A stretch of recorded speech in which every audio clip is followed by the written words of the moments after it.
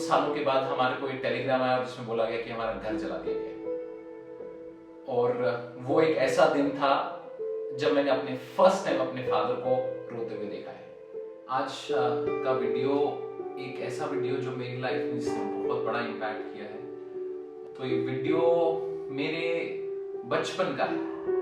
तो मेरा जन्म कश्मीर में हुआ था और कश्मीर जैसे हम सब लोग जानते हैं, कश्मीर को पैराडाइज के रूप में माना जाता है, बोलते हैं स्वर्ग है।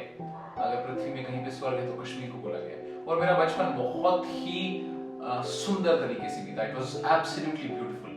हमारी जॉइंट फैमिली थी, दो बहुत बड़े बड़े घर थे, घर में अच्छी खासी जमीन थी, फैमिली बहुत अच्छे से वेल सेटल्ड थी।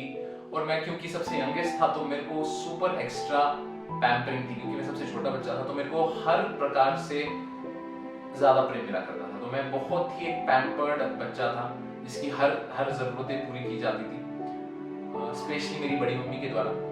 और हमारा घर भी इतना बड़ा था कि हम वहाँ पे उसमें पूरा एक क्रिकेट का मैच 10-12 लोगों का प्रॉपर मैच खेल सकते थे, क्योंकि इतना बड़ा ग्राउंड था। तो जो बचपन की मेमोरीज हैं वो बहुत ही जिसे कहते हैं एक ड्रीम टाइप की मेमोरीज हैं। और सडनली उन मेमोरीज को एक स्टॉप लग गया। स्टॉप लगा 19 जनवरी 1990 को। मेरे बड़े पापा कहीं बाहर थे और मैं अपनी बड़ी मम्मी के साथ अकेले घर में था। और सुबह के अराउंड 3:30-4 बजे के आसपास हर एक लाउड स्पीकर से आवाज आने लगी। और आवाज में हर एक आवाज एक ही चीज बोलती कि सारे कश्मीरों पंडितों को कश्मीर छोड़ना पड़ेगा, क्योंकि कश्मीर पाकिस्तान बनने वाला है। और सिर्फ एक ही नारा था कि कश्मीरी पंडित कश्मीर छोड़ दें। और 3 चीजें बोली गई, रिलिव सेलिव तकलिव, या तो मिल जाओ मतलब कन्वर्ट हो जाओ, या मर जाओ नहीं तो भाग जाओ। और हम इतने डर गए, मैं तो 8 साल का था और मैं बहुत ही डरा हुआ था। मेरी बड़ी मम्मी भी बहुत डर गई। और सुबह जैसे ही सुबह हुई तो हमने क्या देखा, हजारों की संख्या में बसेस, ट्रक्स के ऊपर लोग, और लोगों के हाथ में सिर्फ पाकिस्तान के झंडे और हाथ में बंदूकें, AK-47 की गन्स, AK-57 क्लैशनकॉल्फ की गन्स। और सिर्फ एक ही नारा है, ये कश्मीर पाकिस्तान बनने वाला है और सारे पंडित या तो छोड़ दो या तो मिल जाओ नहीं तो मर जाओ। और वो दिन मैं कभी नहीं भूल सकता हूँ, क्योंकि वो डेथ को बिल्कुल ऐसा लगता है कि आपको डेथ कभी भी आ सकती है, आप कभी मरने वाले हो। और उस दिन बाद सबको समझ आ गया कि आई थिंक कश्मीर में सबका रहना मुश्किल होने वाला। हर एक घर के बाहर नोटिस लगने लग गए कि आपको कश्मीर छोड़ के जाना पड़ेगा, नहीं तो आप सब लोगों को कन्वर्ट होना पड़ेगा इस्लाम में, नहीं तो मर जाएंगे, मार दिए जाएंगे, नहीं तो छोड़ के जाना पड़ेगा। और थोड़े ही समय के अंदर अराउंड 3.5 लाख लोग कश्मीर से छोड़ के चले गए अपना घर, अपनी फैमिलीज, अपना बिजनेस, अपना जॉब, अपनी प्रॉपर्टी। कहीं नहीं पता था कि कहां जाना है। काफी जम्मू गए, काफी चंडीगढ़ गए, काफी दिल्ली गए, और किसी के पास रहने की भी जगह नहीं थी।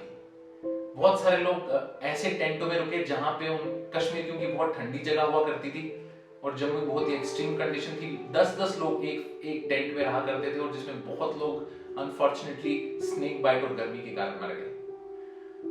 अनफॉर्चुनेट बात है कि पूरे देश में किसी ने भी इसके ऊपर कभी कोई प्रोटेस्ट किया, ना कोई ह्यूमन राइट्स की बात की, क्योंकि हमारी कम्युनिटी बहुत ही छोटी कम्युनिटी थी।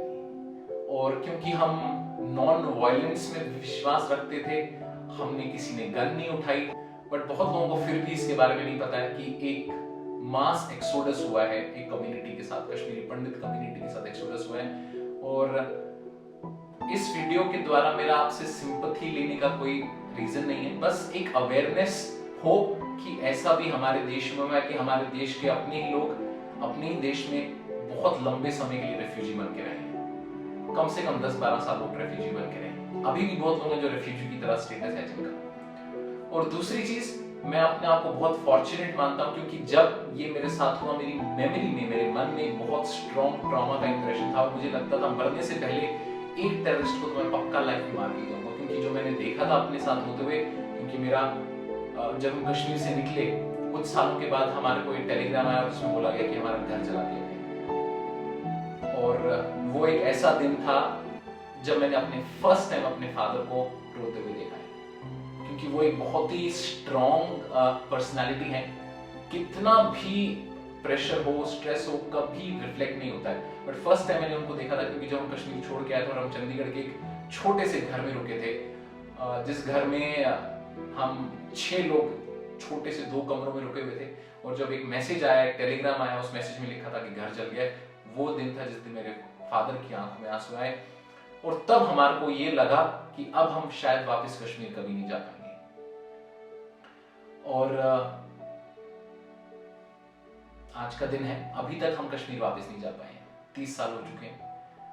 और आपसे मैं सिंपैथी नहीं चाहता हूं, मैं आपसे बस एक चाहता हूं कि इस चीज के बारे में लोगों को पता हो कि ऐसा एक्सोडस हमारे देश में कश्मीरी पंडित कम्युनिटी के साथ हुआ है। मैं अपने आप को फॉर्चुनेट इसलिए मानता हूं क्योंकि 2006 में मेरे मन में बहुत स्कार था, ट्रॉमा था, और मैंने गलती से, मुझे जबरदस्ती करके, मेरे बहुत ही क्लोज फ्रेंड ने मुझे आर्टलिंग का एक कोर्स करवाया, और जिस कोर्स के लास्ट डे पे मुझे पता चला कि कश्मीर में आर्टलिंग के इंटरवेंशन के द्वारा हजारों टेररिस्ट ने अपने आर्म सरेंडर किए और वो वापस कश्मीर में एक पॉजिटिव इंपैक्ट लाने के लिए रेडी और वो काम कर रहे हैं। तो मुझे तब लगा कि अगर दुनिया में ऐसी कोई चीज एग्जिस्ट करती है जिससे एक टेररिस्ट का माइंड बदल सकता है, आई थिंक वो एक ऐसी चीज पूरी दुनिया में हर व्यक्ति को एक्सपीरियंस करनी चाहिए। और 2008 मैंने अपनी इंजीनियरिंग कंप्लीट की और मैं आर्टलिंग में फुल टाइम टीचर की तरफ जुड़ गया। तो इसी एक रीजन था, क्योंकि एक ऐसा सोल्यूशन मिला जो एक परमानेंट सोल्यूशन है, जो लोगों के माइंडसेट पे काम कर सकता है, जो ये इग्नोरेंस लोगों के माइंड में आ जाता है, जो एक हम रेडिकलाइज हो जाते हैं गलत आइडियोलॉजी के लिए, उसको ठीक कर सकता है। तो मैं अपने आप को बहुत ही फॉर्चुनेट मानूंगा कि जो मेरा ट्रॉमा था, जो एक वॉयलेंट टेंडेंसी थी, जो एक स्कार्ड फीलिंग थी, वो एक कंपैशनेट, एक पीसफुल और एक ऐसी फीलिंग में बदल गई जहां पे उन्हीं माइंड्स को मैं बदलने के लिए और एक सोसाइटी के लिए बेटर तरीके से उनको इंस्पायर कर सकूं। तो आप लोग इस वीडियो को, अगर आपको लगता है इस वीडियो में आपको कुछ इंफॉर्मेशन मिली, आपको कुछ अवेयरनेस मिला, आप इस वीडियो को जरूर शेयर करिए। और एक और चीज रिक्वेस्ट करूंगा कि कभी ना कभी जरूर मेडिटेट करिए, क्योंकि वो एक ऐसी चीज है जो डीप रूटेड हमारे जो नेगेटिविटी है उसको पॉजिटिविटी में चेंज कर सकती है। So thank you so much और बेस्ट ऑफ लक।